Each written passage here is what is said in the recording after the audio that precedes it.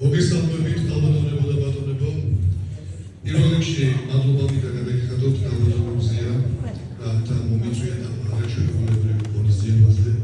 აი ღია მოხარული და მართლაც ამთხოვებას ვერ დავა. საოცარი ბავშვები არიან. საოცარ დაორგანიზებული საბავშვოა. მინდა მოგილოცოთ სულ თელპეთ კოლექტივს, მოსწავლეებს, სტუმრებს, მშობლებს ეს ლამაზი იუბილე.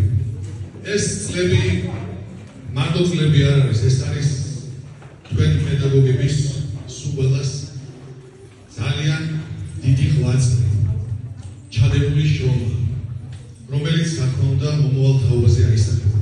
და ჩვენ ყველამ ერთად ვნახეთ, როგორი თაობა მოდის და რა საოცარი ბავშვები არიან.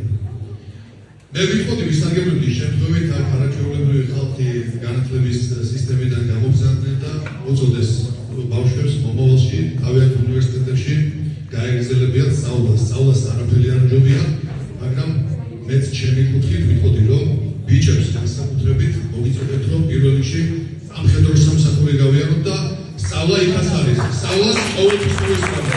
სწავლას იდეა.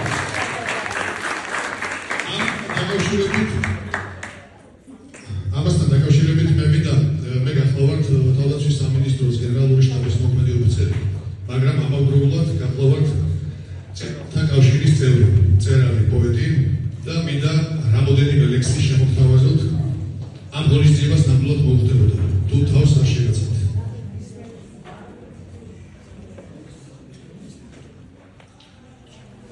ჯერ ჩემი პროფესიიდან გამომდინარე, რეკლამას ვაკეთებ.